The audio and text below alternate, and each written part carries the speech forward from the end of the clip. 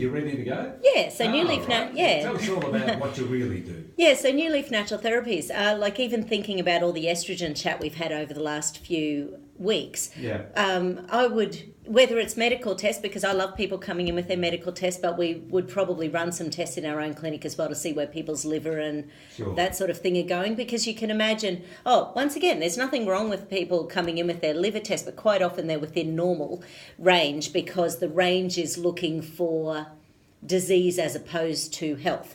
Right. So therefore, by the time blood tests show up in something, there's actually a disease state. So that's, and there can be 5, 10, 15, 20 years before you actually get to a disease state where you're just not feeling up to par. So for example, if we did the oligo scan for hormones, I would be looking at levels like zinc and copper. Copper is a heavy metal that actually we need it. Copper is required for every single cell in the body, but when we overload our body with copper, it binds to zinc and makes the zinc unavailable. So if in our oligo scan we see that both copper and zinc levels are high, it doesn't mean you've got good zinc levels. It means we need to actually detoxify the copper to a point where your body can actually utilize some of the zinc. And like I said, zinc's important for estrogen, progesterone and testosterone creation and detoxification. So zinc is a really important one. And there's a lot of genes that are involved in absorbing zinc. So therefore, if your zinc levels are low, it might not be because you're not getting enough oysters or pumpkin seeds in your diet. It might be because you're not making enough hydrochloric acid in the gut. It might be because you don't have the genetic ability to get the zinc out of your foods. You might need something like a betaine pepsin digestive enzyme to help you to absorb the zinc out of your foods. Yep. So there's lots you can do along those lines.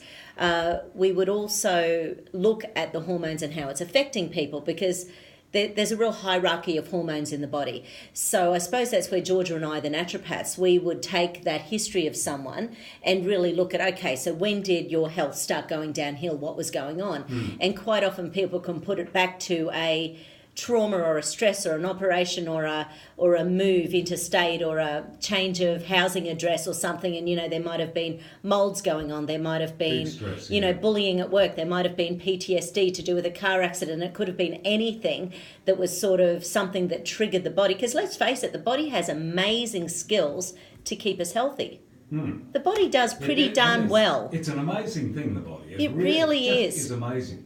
So we're all living on a knife edge of health or disease, and this is where everyone always says to me, but what about those guys who can, drink a 6-pack every night and eat meat pies and pizzas for lunch and they never put on weight and they never have problems?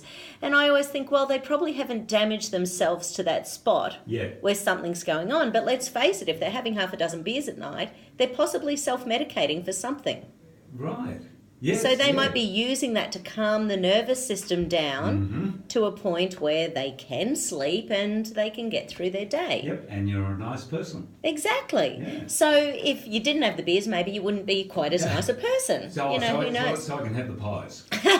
Well, the funny thing about pies is, yes, they're not the best meat, and yes, the wheat is really bad, but if you actually look at the amount of protein to carbohydrates in a pie, yes, there's more carbohydrates, but it's not that far off when you actually look at the protein plus the fat compared to the carbohydrates. It's a bit out of balance more towards, but funnily enough, a full-on sandwich without any meat in it is going to be more carbohydrates than a meat pie. Right. Well, so it's always about the additives and things as well, the quality of what we're eating. If you go get a gluten-free organic meat pie, go your hardest. Go and do it. Go your hardest. I noticed today is National Sandwich Day around the world. Yeah.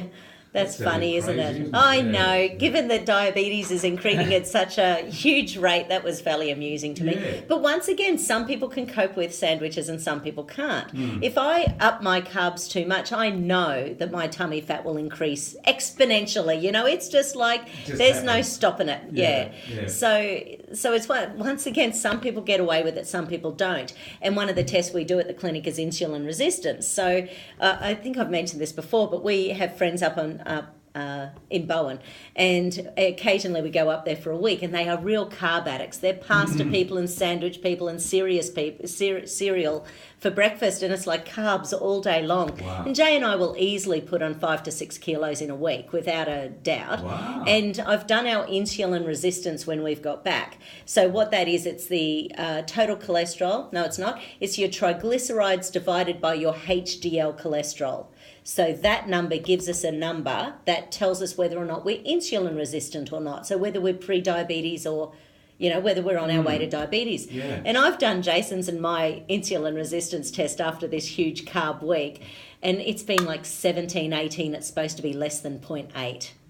Less than 0.8. Yeah, whereas when we live our normal lives, and what we tend to do is Monday to Friday, we're pretty good. We're pretty high fat, high protein, low carb. Yep. Monday to Friday, and then the weekend we have a bit of a blowout. So, but when I've done our insulin resistance, when that is our normal life, we tend to be within safe range. Okay. So, it's once again, it's all about balance. What do you get away with, what do you not? But I know that if we were those carb people all the time, that we would be diabetic, without a doubt. Actually, something else, we were vegetarian for 20 years. Were you? Yeah. I was going to say you're a bit Yeah. thin. No. Funnily enough, and this is not against vegetarians, A blood groups do really well as vegetarians. Right. Jason and I are both O blood groups, and so therefore meat protein or animal protein, makes muscle mass easier in O blood groups. Right. Okay, so that's one of the theories out there with the blood group diet. Anyway, so there was this, we did this. So Jason was getting weak at the end of exercise for about 2 years, towards the end of our being vegetarian. And he was getting tingling and weakness, and then he would get these full-on sugar cravings. And he was just getting to the point, and we put up with it for 2 years because we were thinking, for us, the vegetarian wasn't about health so much. It was more about the animals and, trying to go, okay, well, let's lower our energetic. Yeah. So therefore, and it was 20 years. It was pretty full on. Wow. Poor kids. It was their whole childhood. No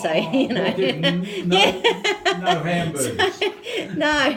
So anyway, so we but it took 2 years, and every time we did the insulin resistance testing when he was vegetarian, it was always really high.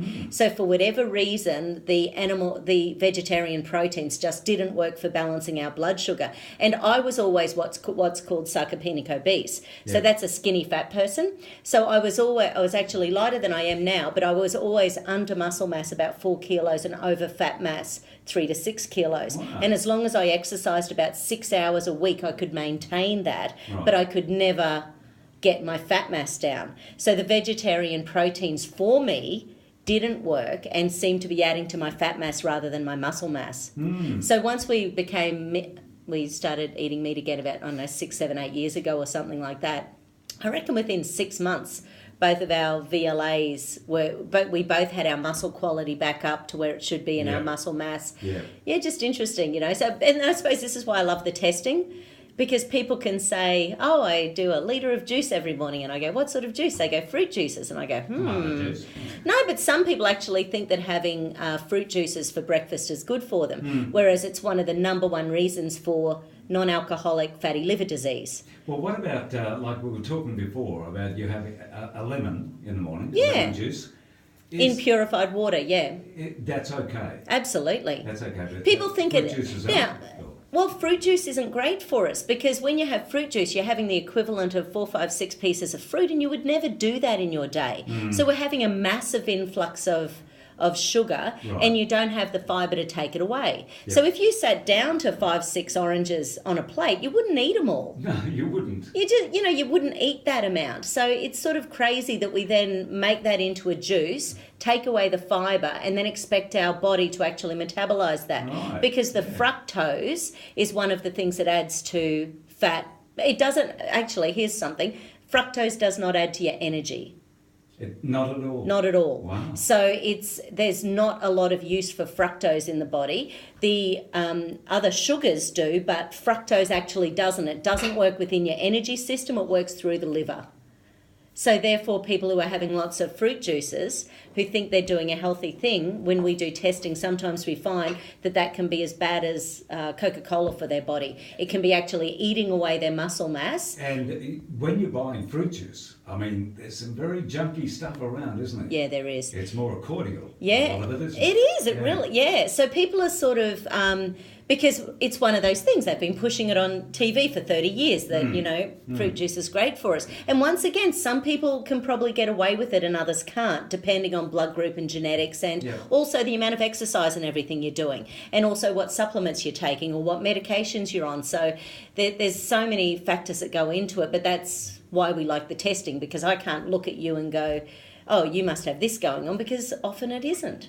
Ah. So, and that's a funny, one of my ladies with chronic fatigue, when I did, and she looks gorgeous. She's this stunning 30-year-old, perfect weight. You would never look at her and think chronic fatigue syndrome. And when we did her bioimpedance screening, her muscle quality was only 63%. So that is phenomenally low, and it's our muscle quality that it's one of the areas where we make energy. That ATP, adenotriphosphate, that comes from your muscle cells. Yeah.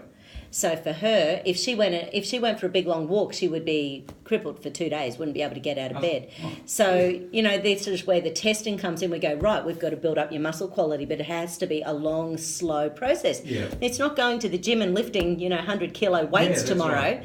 Because then she'll be in bed for another week. Well, a lot of people would think, get into it and do it. Yeah. Give it heaps. Yeah. And that'll fix me. And that can often damage them. Yeah, go the wrong way. Yeah. All right, well, listen, just about time for us to go. Yeah. It's been a pleasure again. We've sorted a few things out. I'm certainly learning a lot more from you. Yeah. And now, where's the address if people want to contact you? It's 94 Edith Street, Wynnum. Yep. Between the post office and St Vinny's. So nice and easy to find. You can visit both. That's right, people do. And what's your contact number? It's 3348 6098. Web address?